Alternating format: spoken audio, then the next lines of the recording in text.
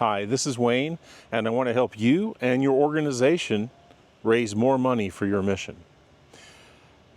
I want to begin by telling you something I've observed as I travel around the country, both as a fundraiser and as a trainer of fundraising organizations. And that is, if I had to pick one mistake that almost all nonprofits make, and that's true whether it's a large national charity, a regional local charity, or a church or a synagogue or a local foundation, the one thing we all do is we believe that our donors love our mission, they know who we are, and that's enough. We will send them a mailing or we'll call them on the phone, and of course they know who we are, and we do great things, so therefore they're going to send us money and everything's going to be great. Well, that happens sometimes, but not always. And people respond better to a story. And as I'm talking to you, I'm in my backyard in Tampa, Florida, and I'm fortunate to have this beautiful setting. And if I were recording this video, a week ago, I'd be standing in a foot of water right now. I'm about 20 yards from the water, my pond, but the pond had come up far enough where I'd be in 6 inches of water right now if this was a week and a half ago. And just before the hurricane hit, there's a local guy that made the news, Lieutenant Dan. I'll show you a picture of Lieutenant Dan. A couple of TikTokers had gone and interviewed him living on a sailboat in downtown Tampa. And before Hurricane Helene, he decided to wait out the storm in a sailboat. And then for Hurricane Milton, he said he was going to do it again. Then the mayor convinced him to go to a shelter. Then I think he left the shelter. And he made news everywhere.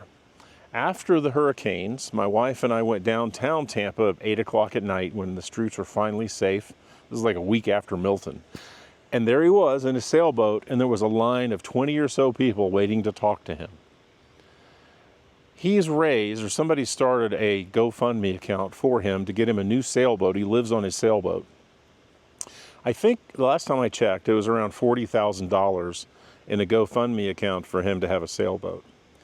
People who've never met him, people from all over the world, are sending money to this GoFundMe account so this guy can get a new sailboat because they like the story of this guy braving the storm.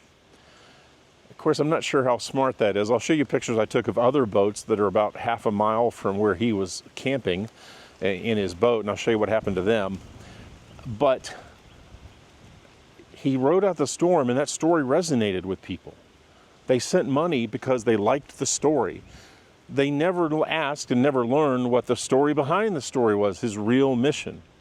And his real mission is his life in this case. He doesn't have a charity, it's just him.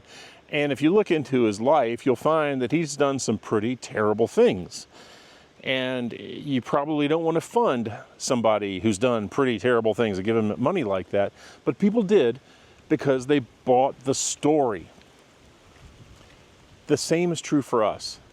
When we have a good story, a good, authentic, truthful story, we need to tell it, and we need to tell it in ways that people can relate to, because people respond to stories.